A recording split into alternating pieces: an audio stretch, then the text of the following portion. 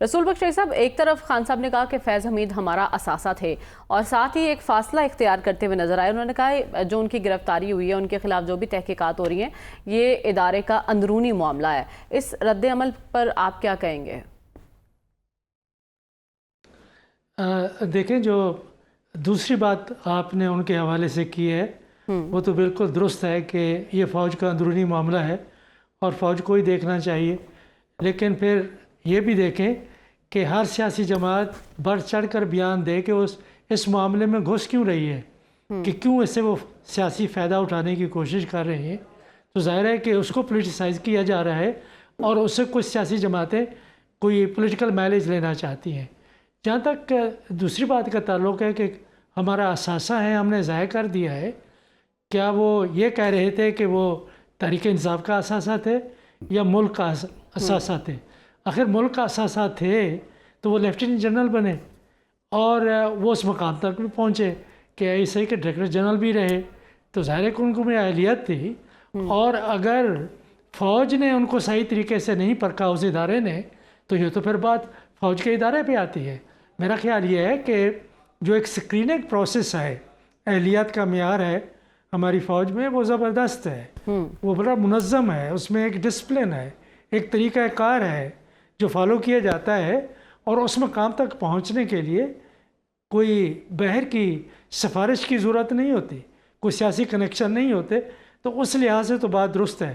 ٹھیک ہے، لیکن اصل بات معاملہ کچھ اور ہے. معاملہ یہ ہے کہ کیا ہمیں اپنے اداروں کو اور خصوصی طور پہ انٹر سروسز انٹیلیجنس کو سیاسی مقاصد کے لیے استعمال کرنا چاہیے یا نہیں؟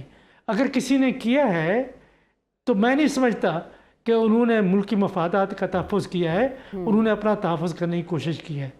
آپ ذرا اس کی تاریخ پر تھوڑا سا جائزہ لیں کہ ذوالفقار علی بھٹو صاحب کی عوامی حکومت آئی تو 1973-4 میں انہوں نے ISI میں ایک سیکشن بنا دیا جسے میرے خیال میں C سیکشن کہتے ہیں.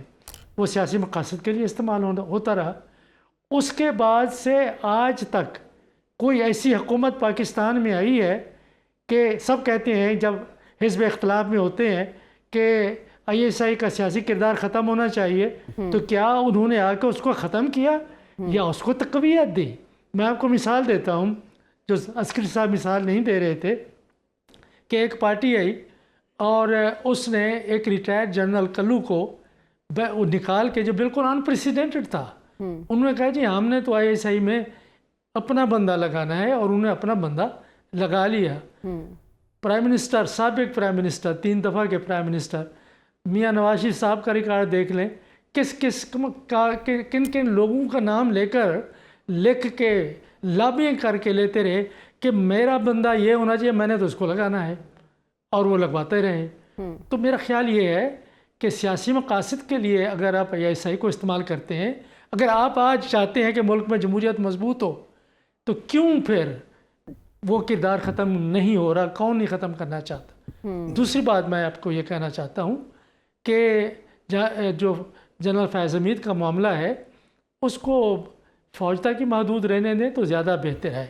اگر نہیں ہوگا تو پھر بات یہی ہوگی معاملہ کمزور، فوج کے لیے کمزور ہو جائے گا. لیکن پوائنٹ یہ ہے نا کہ فوج تک محدود رہ سکتے ہیں نہیں، کیونکہ اس کے بعد جو ان کی ایکٹیویٹیز تھی، آرمی ایکٹ کی خلاف ورزی جو کی گئی، وہ تمام تر معاملات دیکھے جا رہے ہیں. اور جو آپ نے بات کی اپنا بندہ لگانے کی، یہ معاملہ بھی یہیں سے شروع ہوا تھا کہ اپنا بندہ لگانے کی کوشش کی گئی.